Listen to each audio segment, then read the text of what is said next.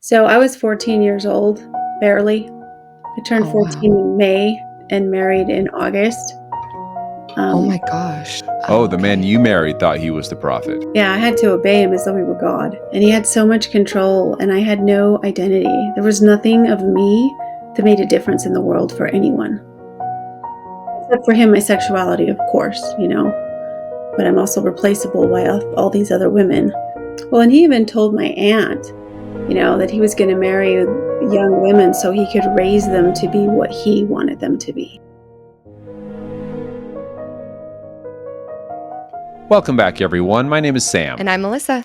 I was raised in a family with 4 moms and 35 kids. We were members of the FLDS Church, which is a polygamous group run by Warren Jeffs, who is now serving a life sentence in prison. I was raised LDS in Utah. Sam and I have been married for 10 years and have 2 awesome kiddos. Yes, we do. Yes, we do.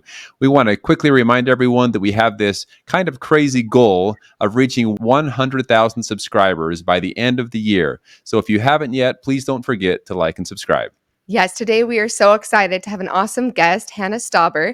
She has an incredible story that we can't wait to learn more about, and that she has written a book that's coming out October 3rd called Give Yourself Permission, Overcoming Female Oppression. And just that title alone, as soon as I heard it, I'm just super excited to hear more of your story, hear how you've overcome it. We've read a little bit of your bio, but so excited to learn more about you. So thank you so much for being here, Hannah. Thank you. I appreciate it. I'm excited to be here. Thanks for taking the time to interview me and talk about my upcoming book. Yeah, Of we're so course. intrigued. And I mean, we'll kind of just start at the beginning, but my first thing that just is super intriguing to me, Sam's from the FLDS. We've interviewed a lot of people from different groups, but your background and your history with polygamy is a lot different than a lot of the other people that we've had on our podcast. So, where did you grow up? How many mothers did you have? What did your polygamous upbringing look like? So, mostly one mom, but my dad took his second wife within months, just a few months before I became a plural wife myself. So he raised me to believe in plural marriage. We socialized with lots of different fundamentalist independent groups. I lived out in the boonies in the middle of the West Desert. Oh, Okay. wow. So tell us that. Okay, I'm so intrigued. I lived in what I would consider the boonies too in the FLDS community, but probably not so much boonies as your experience. What group were you a part of? What fundamentalist group was this? So he was very strong on an independent, not really part of a group. And maybe that's because the LeBaron group had a lot of hit lists and different stuff that went on in the 70s and 80s. But the priesthood that he had and my dad had came from the LeBaron line. I see. Okay. Wow. And were Okay. you in Utah or were you in Mexico then? Utah. So you had told me earlier that their priesthood was coming from the LeBaron group. Did you believe that the LeBarons were prophets, or did you have a prophet that you grew up believing? Oh my. So it was believed that Ross LeBaron held the position of the prophet and Tom was his successor. So Tom believed he literally was the prophet for everyone. Tom Green was a self-proclaimed prophet who coerced young girls into marrying him as his polygamous wives. Hannah was Tom's 7th wife. And then before he died, I think he kind of gave up that vision because he wanted his children to have someone to marry, and he ended up joining the Kingston group. Oh, Oh, interesting. Okay. Yeah, that was really interesting to share my kids with him.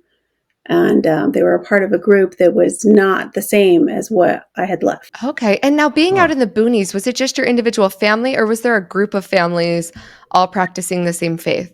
It was, there's other groups out there. There's a group of All Reds out there. There's some other interesting groups out there. But it just my dad's family was there. Partone. It's like 100 miles of dirt road. Was it because you wanted to be kept a secret that you existed, do you know? Or was it a specific reason to be so far away from society? It's a really good question. I wish I could ask my dad that. One of the reasons I ask is because I have extended family that I haven't heard a lot about their reasoning for what they believe and why they believe it. But it sounds like they came from a group that was very secretive, that I don't even know where they came from.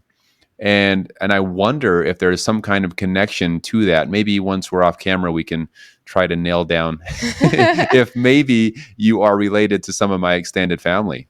That would be interesting. Okay, so growing up, you're out in the boonies. Your family is kind of an extension of the LeBaron group, but not really like closely associated. You're obviously physically, far away from Mexico and from that group in that sense.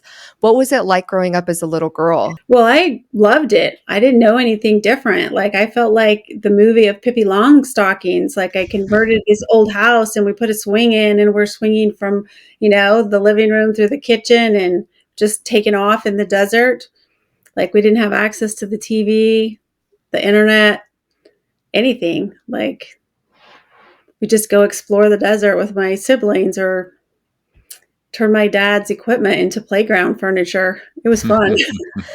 That's awesome. How many siblings did you have? There's 10 of us. All from the same mother. Yeah. Okay. And then the woman he married, I don't even know for sure how many she had. It was like about that many, more or less. Yeah. Okay. I was raised with, from my mother alone, 12. And so, I was used to this big family, a lot of siblings around. Of course, there were more from other mothers too. But so when we got married, everyone assumed that I would want a lot of kids because I came from a big family. And we had our first, and I was like, we're good, right? But we have two, one boy, one girl. We're very, very happy. It worked out perfectly for us. But I have to ask you, growing up in a big family, did you always want a big family, or were you thinking differently? I was very much a people pleaser and really fell into what I was taught and told was ideal. So I always dreamed of having a big family. That definitely makes sense. So I know even from the bio that you shared with us and about kind of the storyline that goes into your book, that as you were raised, you did end up becoming a child bride. Is that correct? Yes. Okay. Can you tell us a little bit? I mean, the fact that you even said the word people pleaser already, I'm very intrigued. How old were you when you got married? And what did that process look like in like a smaller group? Some of these other ones have arranged marriages. Was your marriage arranged? What did that look like for you? So I was 14 years old, barely. I turned 14 in May and married in August. Oh my gosh. My sister married him in May and she turned 15 in February. Wow. So you married the same men? Mm-hmm.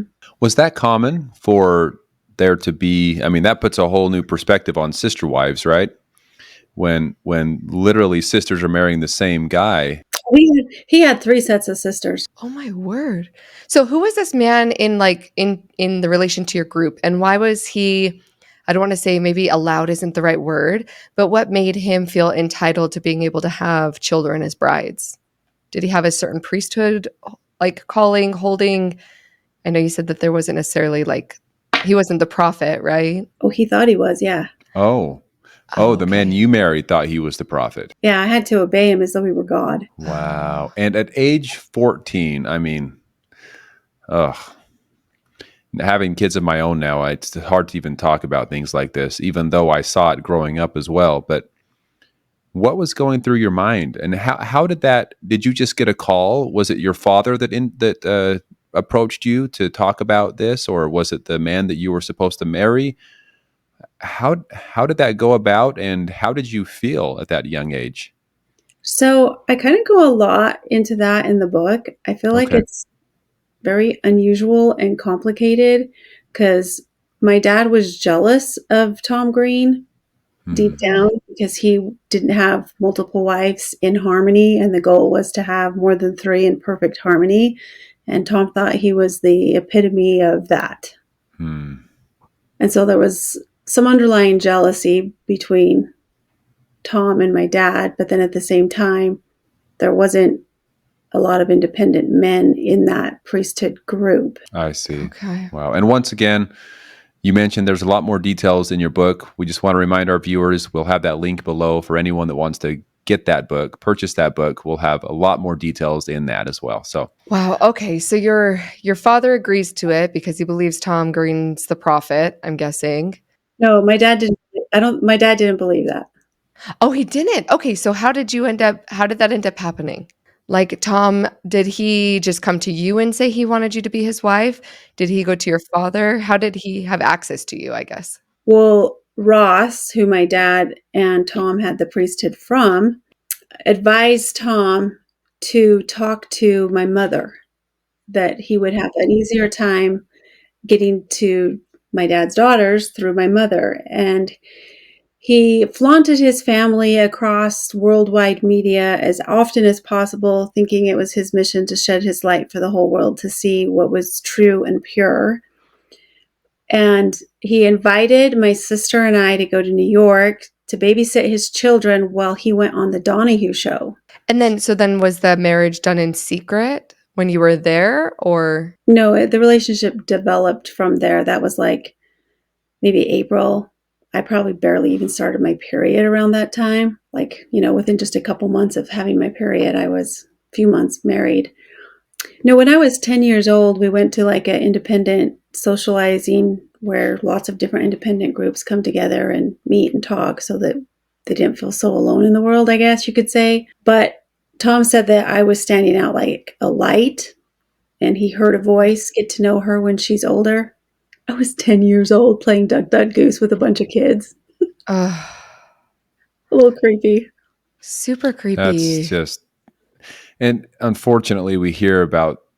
So we've reviewed a lot of different groups. We've talked to people and interviewed people from a lot of groups, and it is so sad. Once again, your story is a reminder that a lot of these people that are claiming to be prophets or claiming to be these righteous men in these different fundamentalist groups, they do start grooming these girls at such a young age. And like you said, 10 years old, it's just sickening to think that they are looking at these little girls and thinking that of a future with them at that age. It just, oh, I'm just so sorry. So sorry that you were involved in that at all.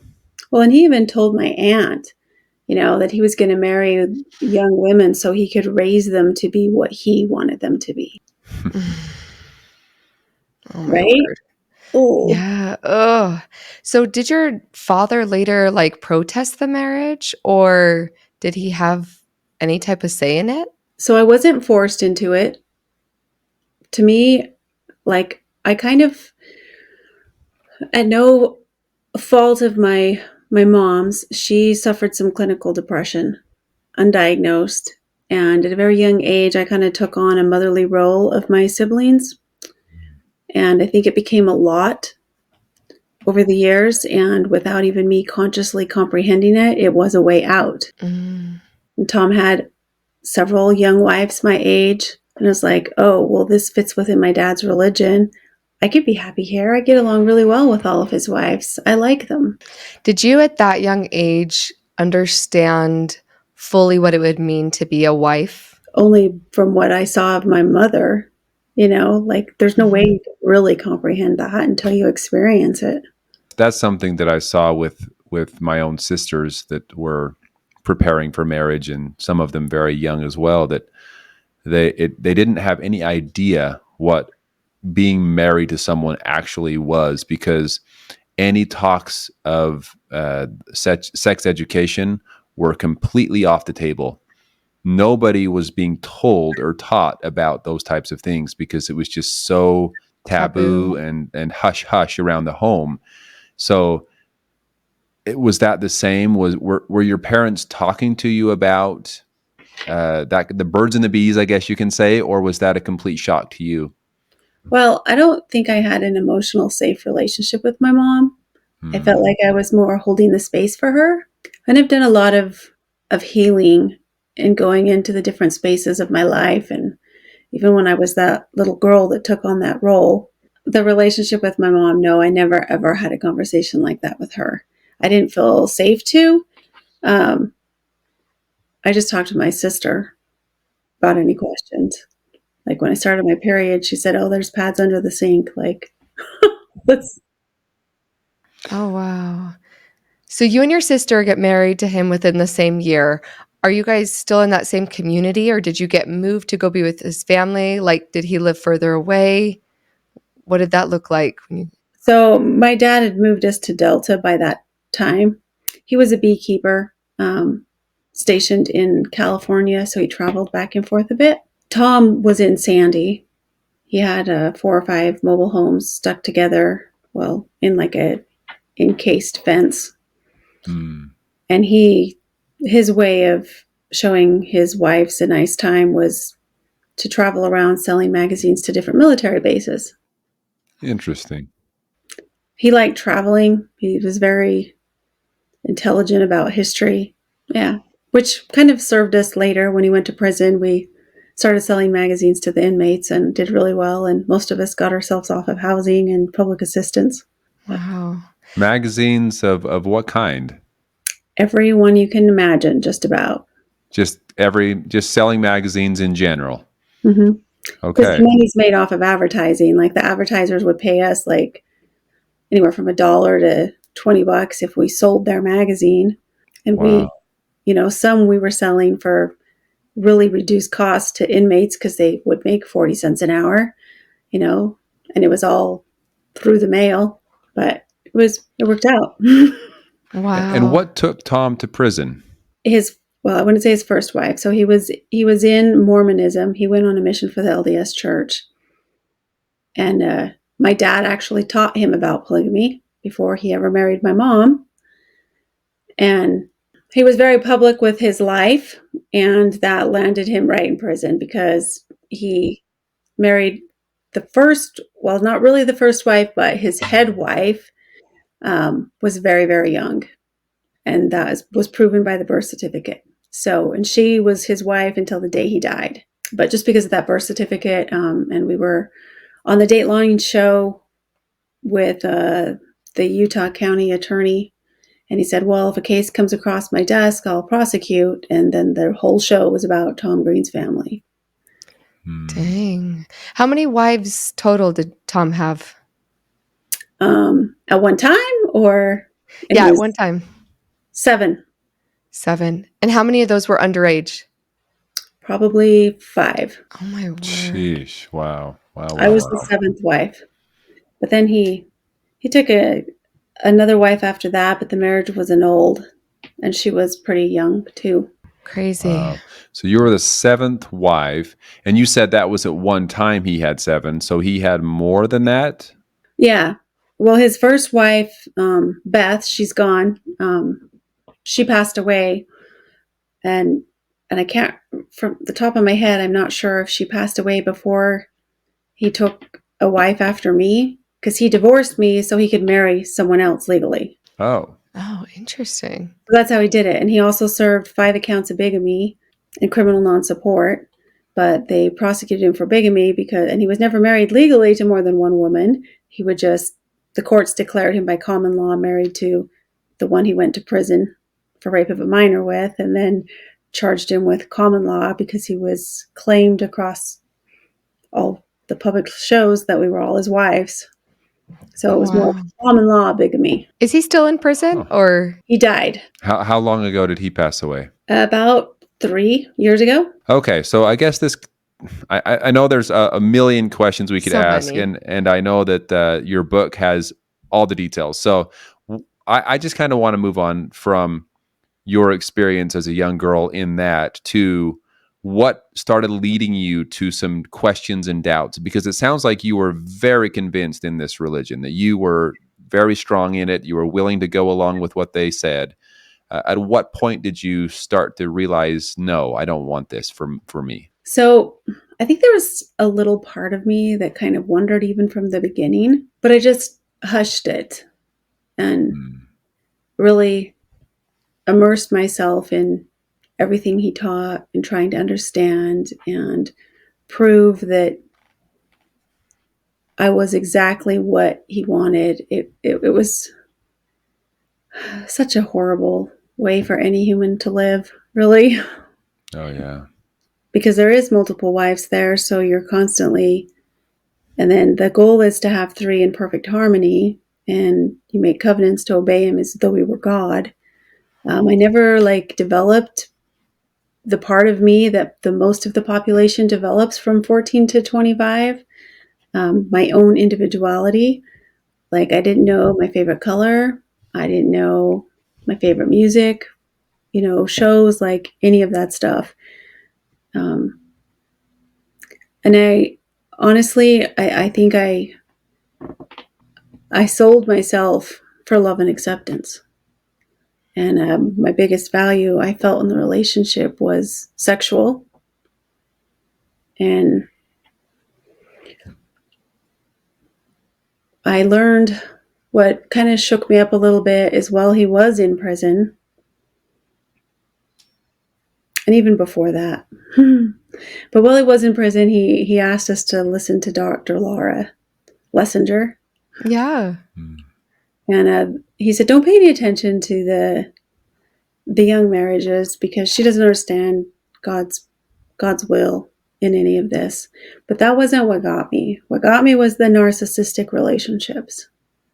It had me in a fetal position crying, knowing that I had to leave.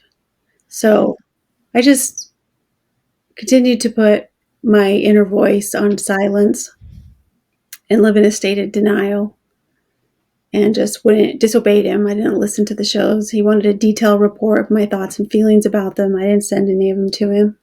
So that was part of it that woke me up to it. How old were you at this time? Well, that was when he was in prison. But even before that, I ran a marathon around the age of 24 because I was questioning leaving him. And he had so much control and I had no identity. There was nothing of me that made a difference in the world for anyone. Except for him, my sexuality, of course, But I'm also replaceable by all these other women. And he needed each one for a different thing. One was the head wife. So she had all these amazing organizing skills. One just let him be himself. And she kind of liked organizing the laundry. And my sister, she did a lot of the mothering of kids. So At what age were you when you decided to leave? I got married at 14, and it was 20 years later that I actually developed the courage and the strength to leave. Okay, so you were 34. Mm-hmm. Eighth Okay. grade Wow. education. Wow. How many children did you have when you left, and were you able to take them with you? I had 4, and we'd already set up, he'd already set up legal custody that made it look like he was paying child support. They were with me. I was primary custodian, already established, a year or two before I actually left him anyway. So you're 34 years old. You have 4 kids. You have an 8th grade education at this age, and now you want to leave. What could you possibly do? What's your first step when in trying to get out of something that controlling and that I guess all encompassing? Well, I would have to say that without giving too many details of the book away, because I do Yeah. kind of go into a lot in what Oh, helped me good. Okay. leave. I think there's an important perspective of how you look at yourself, the words that you use to talk to yourself. But really, honestly, it was my connection to God, because I was jumping off of a big dark cliff and not knowing if I was going to land on my feet. And Right. it was scary. It was very, very scary. But what gave me that courage and strength was knowing that I had God's unconditional love with me. So it didn't matter what I had to go through. I knew I would be okay. That's Wow. awesome. Did you have any support or anyone you could turn to, or did you just have to kind of take your kids and run? So I didn't really have a whole lot of support. I was still on public housing, so I did have that. That was super beneficial. And he was really pushing to get us all off. I think he wanted more control. I think he kind of had a feeling that I was not doing all right. And I tapped into Department of Workforce Services. I tapped into every resource that the community had. And I wanted to become a medical provider. So I just took a good look at where could I be 7, 10 years from now, and what do I need to do right now to work my way towards that, breaking it up in little steps. I had to go to college when he was in prison, and got my GED, and learned. Oh, I even got to give that up too. Like even when he's in prison, he still has all this control over me because I'm not committed enough because I'm pursuing this thing. So again, without going too much into the book, but I know the book is a lot about the transformation and leaving, and obviously the empowerment that you had. Can you just tell us a little bit about where you are now? I know you ended up being able to successfully get your degree. Can you tell us a little bit about post leaving, what you were able to accomplish, and kind of shed some hope for people who might be watching and wondering if they can do that too? So since then, I started with my RN degree because I could start supporting my children if I had that.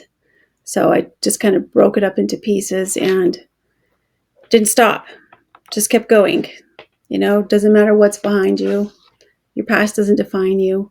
Doesn't matter what's ahead of you.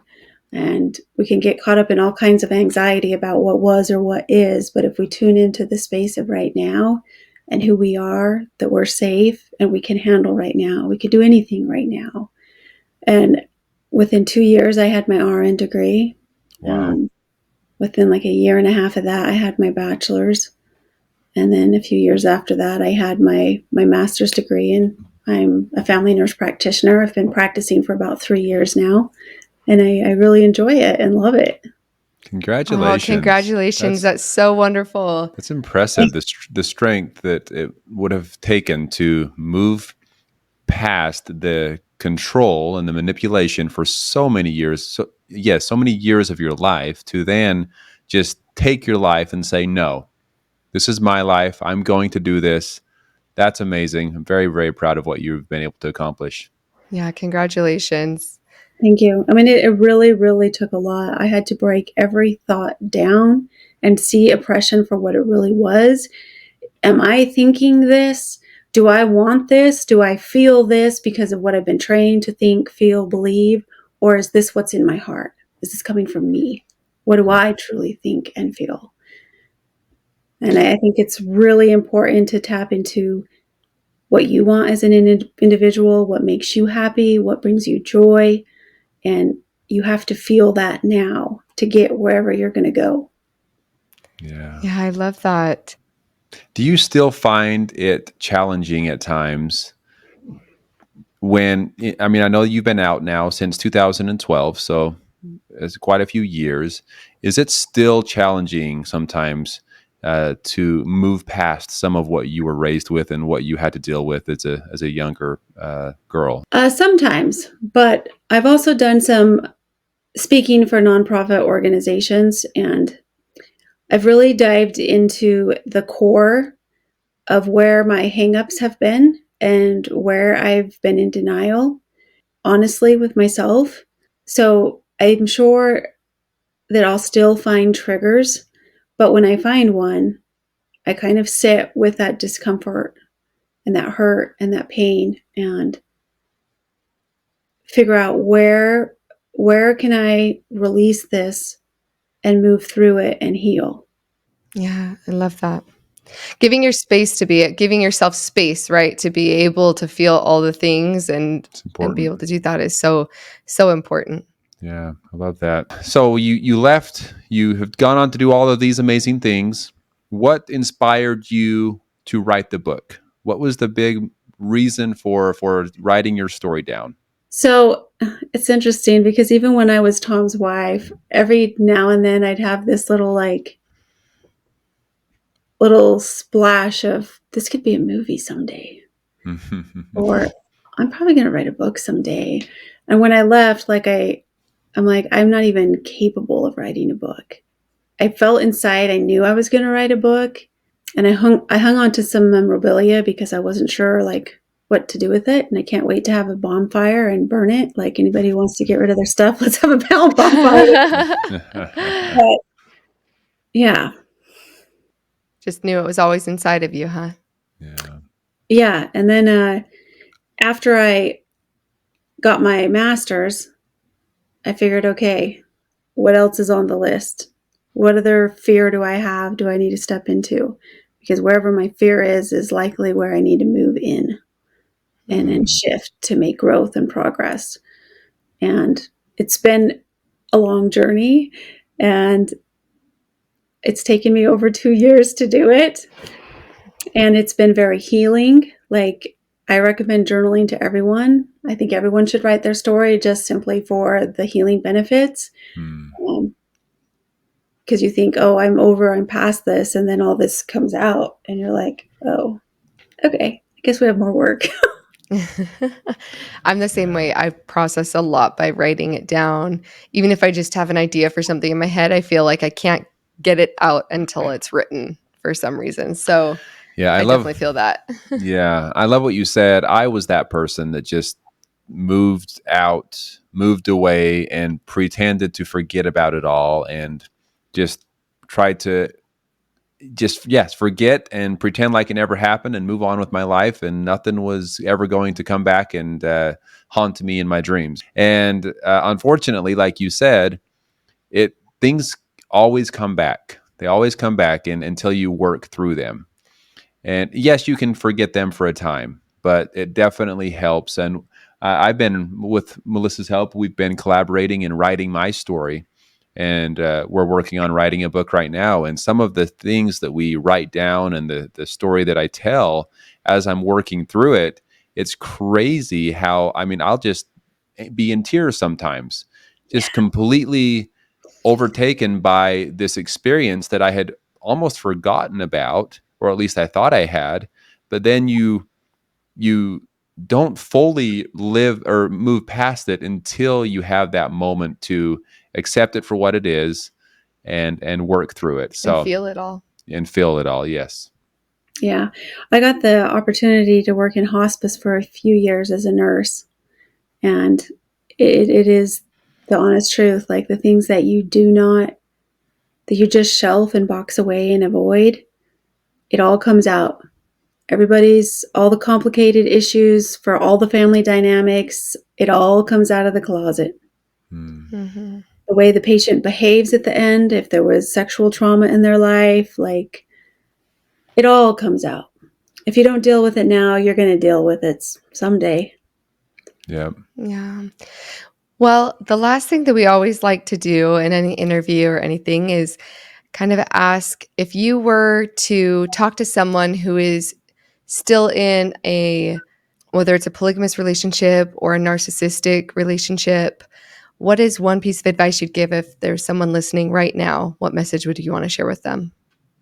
Well, look at your life. If you only had a couple weeks left to live, would you be happy with your life?